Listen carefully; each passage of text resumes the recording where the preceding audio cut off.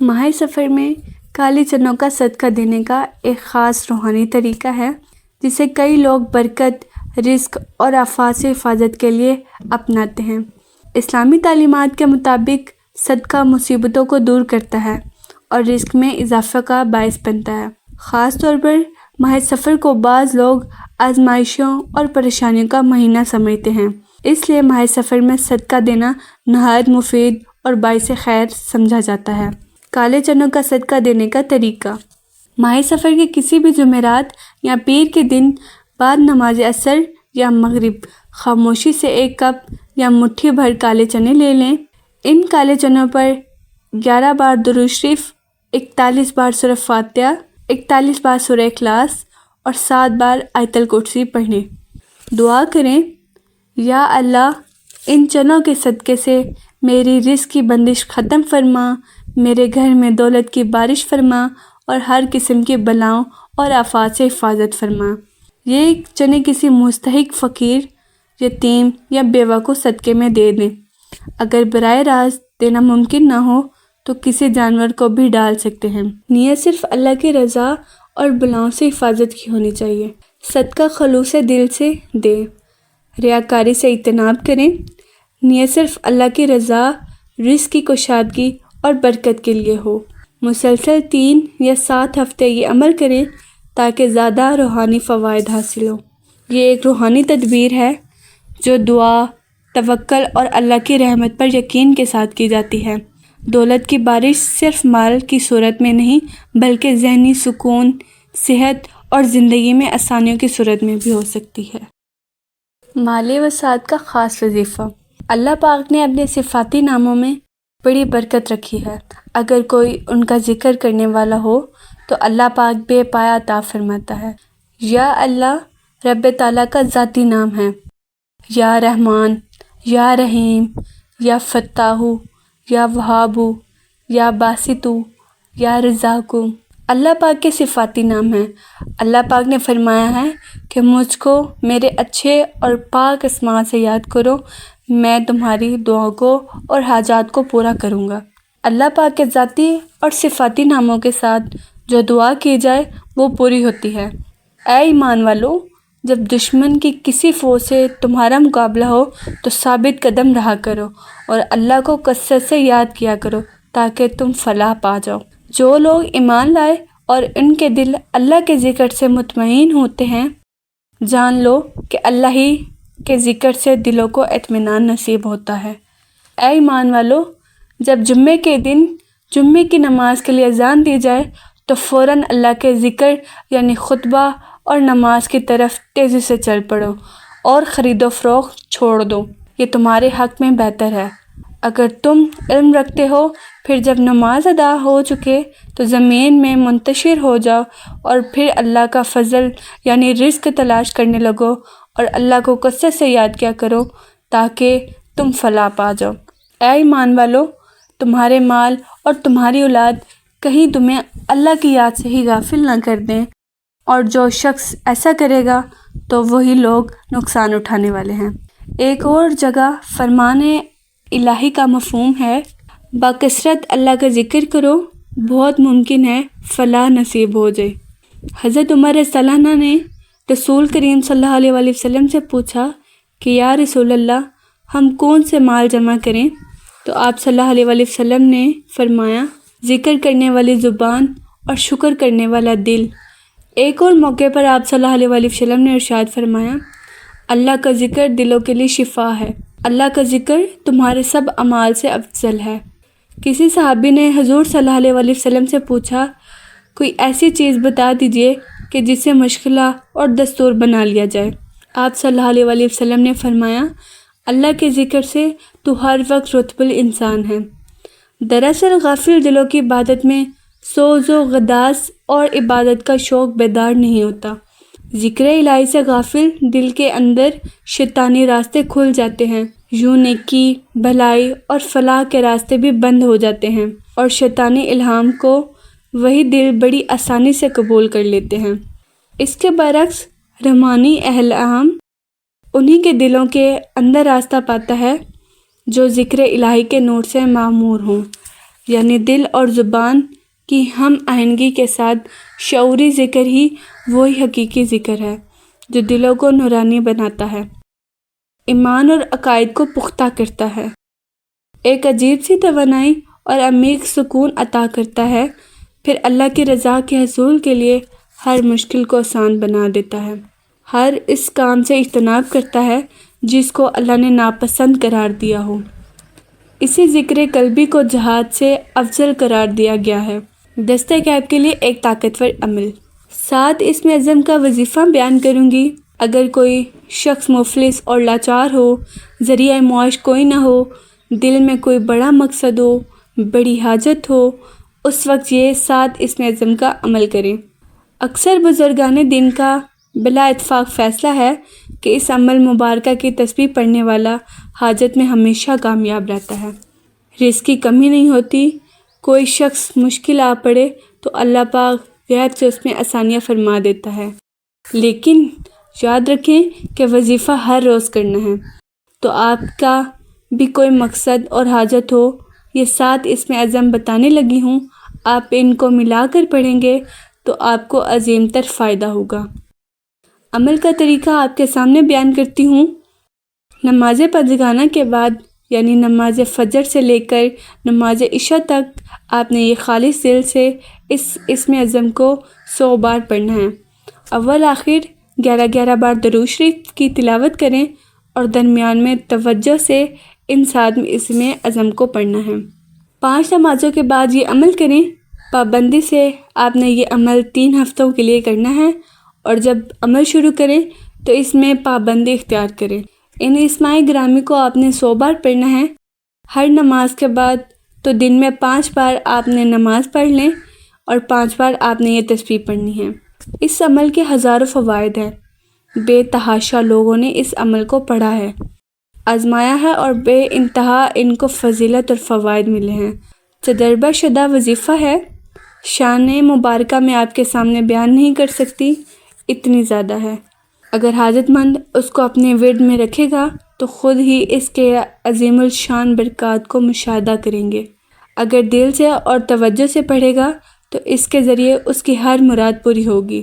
میرے بہن بھائی جو کہ تنگ دست ہوں، مفلس اور لاچاری میں ہوں، ذریعہ معاش کوئی نہ ہو، کوئی مشکل آن پڑی ہو، نماز عشاء کے بعد یہ عمل کریں۔ یا حیو یا قیوم کو 111 بار پڑھنا ہے۔ اول آخر 11 بار درود شریف پڑھیں۔ اس کے بعد رب تعالیٰ کے حضور دعا کریں کہ یا اللہ، میں بندہ محتاج ہوں، تو میرا پروردگار ہے، جس قدر میرا خرچ ہے، جو میری ضرورت ہے، اپنے غیب کے خزانوں سے عطا فرما۔ یہ عمل بے حد مؤثر ہے، انشاءاللہ العزیز آپ کی ساری تنگی اور ہر کمی دور ہو جائے گی۔ یہ عمل نہ صرف خود کرنا ہے بلکہ بہن بھائیوں کو ترغیب دینی ہے۔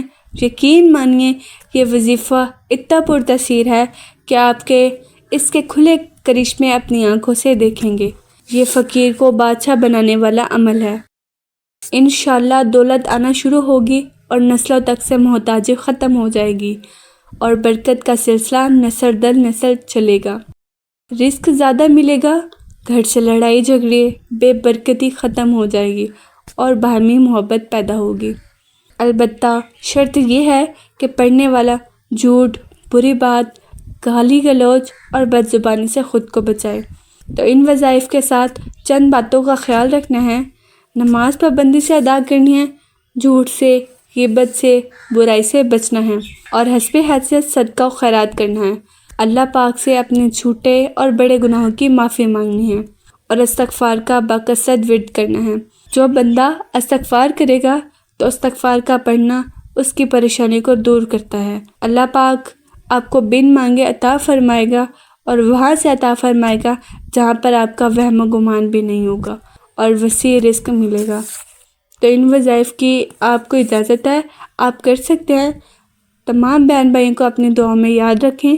اللہ پاک آپ کی جائز حاجات کو قبول فرمائے اور اپنے حفظ و امان میں رکھے۔ میرا سنانا اور آپ سب کا سننا اپنی بارگاہ میں قبول و منظور فرمائے اور عمل کرنے کی توفیق عطا فرمائے، آمین۔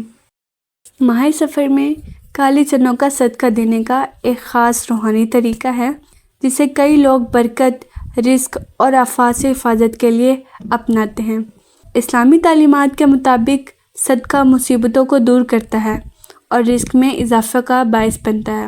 خاص طور پر ماہ سفر کو بعض لوگ آزمائشوں اور پریشانیوں کا مہینہ سمجھتے ہیں، اس لیے ماہ سفر میں صدقہ دینا نہایت مفید اور باعث خیر سمجھا جاتا ہے۔ کالے چنوں کا صدقہ دینے کا طریقہ: ماہ سفر کے کسی بھی جمعرات یا پیر کے دن بعد نماز عصر یا مغرب خاموشی سے ایک کپ یا مٹھی بھر کالے چنے لے لیں۔ ان کالے چنوں پر 11 بار درود شریف، 41 بار سورہ فاتحہ، 41 بار سورہ اخلاص اور 7 بار آیت الکرسی پڑھیں۔ دعا کریں: یا اللہ، ان چنوں کے صدقے سے میری رزق کی بندش ختم فرما، میرے گھر میں دولت کی بارش فرما اور ہر قسم کی بلاؤں اور آفات سے حفاظت فرما۔ یہ چنے کسی مستحق فقیر، یتیم یا بیوہ کو صدقے میں دے دیں۔ اگر براہ راست دینا ممکن نہ ہو تو کسی جانور کو بھی ڈال سکتے ہیں۔ نیت صرف اللہ کی رضا اور بلاؤں سے حفاظت کی ہونی چاہیے۔ صدقہ خلوص دل سے دیں، ریاکاری سے اجتناب کریں۔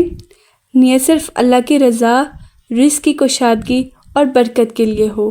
مسلسل 3 یا 7 ہفتے یہ عمل کریں تاکہ زیادہ روحانی فوائد حاصل ہوں۔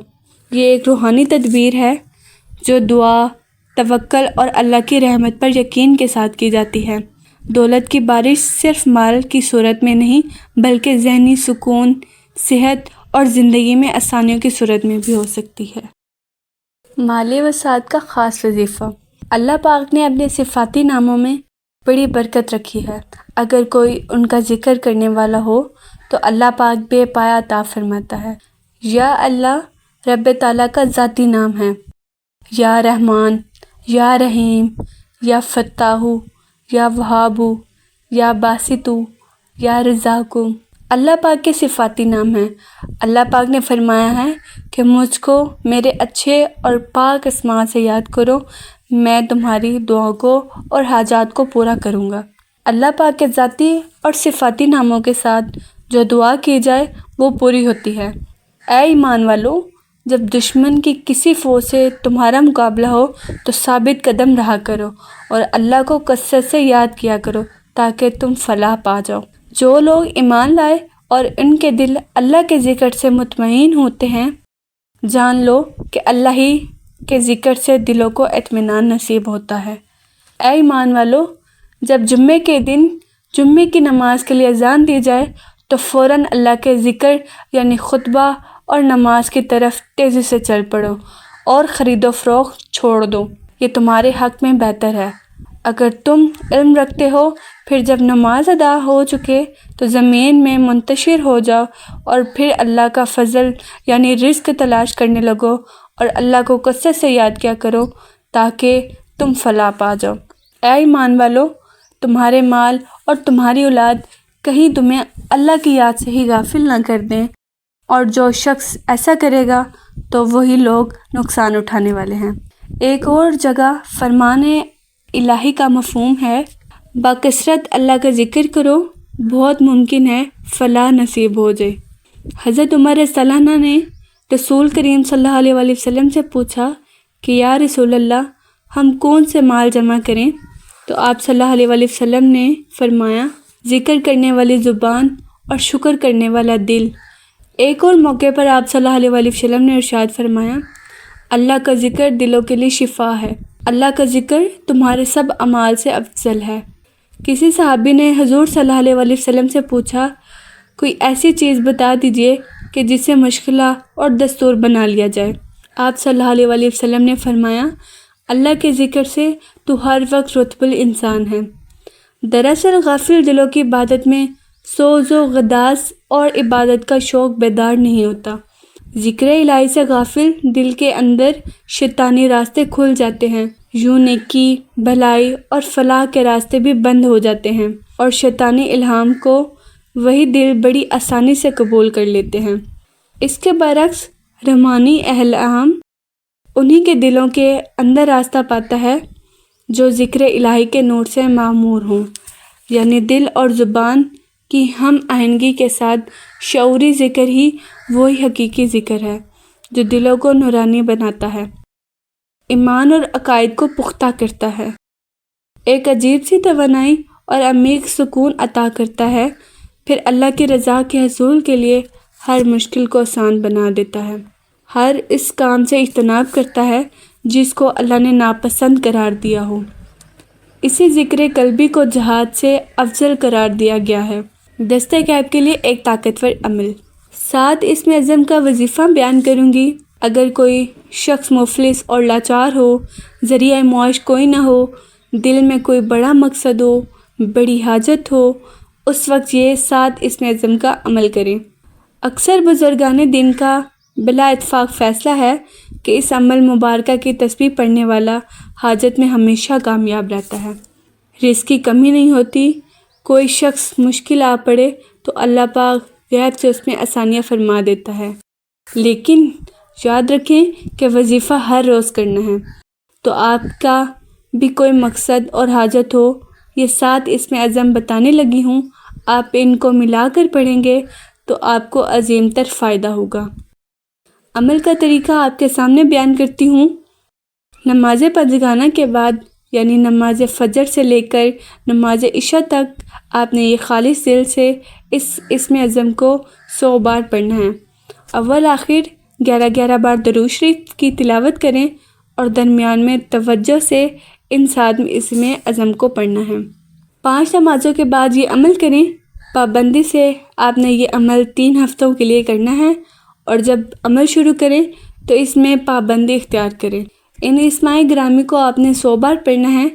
ہر نماز کے بعد تو دن میں 5 بار آپ نے نماز پڑھ لیں اور 5 بار آپ نے یہ تسبیح پڑھنی ہے۔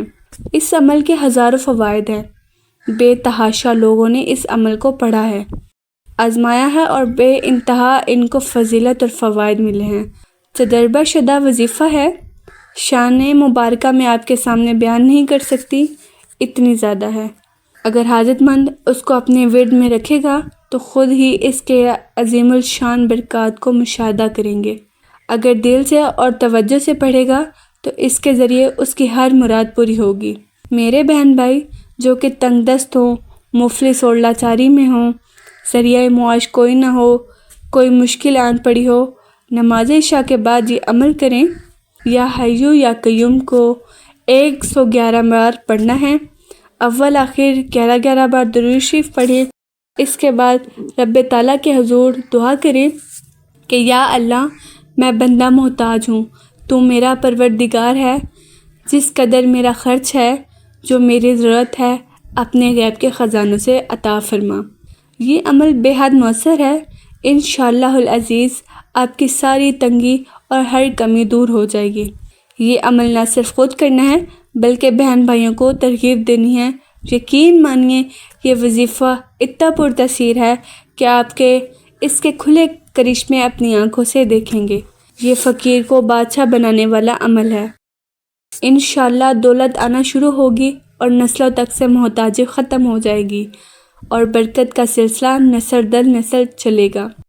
رزق زیادہ ملے گا، گھر سے لڑائی جھگڑے، بے برکتی ختم ہو جائے گی اور باہمی محبت پیدا ہوگی۔ البتہ شرط یہ ہے کہ پڑھنے والا جھوٹ، بری بات، گالی گلوچ اور بد زبانی سے خود کو بچائے۔ تو ان وظائف کے ساتھ چند باتوں کا خیال رکھنا ہے۔ نماز پابندی سے ادا کرنی ہے، جھوٹ سے، غیبت سے، برائی سے بچنا ہے اور حسب حیثیت صدقہ و خیرات کرنا ہے۔ اللہ پاک سے اپنے چھوٹے اور بڑے گناہوں کی معافی مانگنی ہے اور استغفار کا باقصد ورد کرنا ہے۔ جو بندہ استغفار کرے گا تو استغفار کا پڑھنا اس کی پریشانی کو دور کرتا ہے۔ اللہ پاک آپ کو بن مانگے عطا فرمائے گا اور وہاں سے عطا فرمائے گا جہاں پر آپ کا وہم و گمان بھی نہیں ہوگا اور وسیع رزق ملے گا۔ تو ان وظائف کی آپ کو اجازت ہے، آپ کر سکتے ہیں۔ تمام بہن بھائیوں کو اپنی دعاؤں میں یاد رکھیں۔ اللہ پاک آپ کی جائز حاجات کو قبول فرمائیں اور اپنے حفظ و امان میں رکھیں۔ میرا سنانا اور آپ سب کا سننا اپنی بارگاہ میں قبول و منظور فرمائیں اور عمل کرنے کی توفیق عطا فرمائیں۔ آمین۔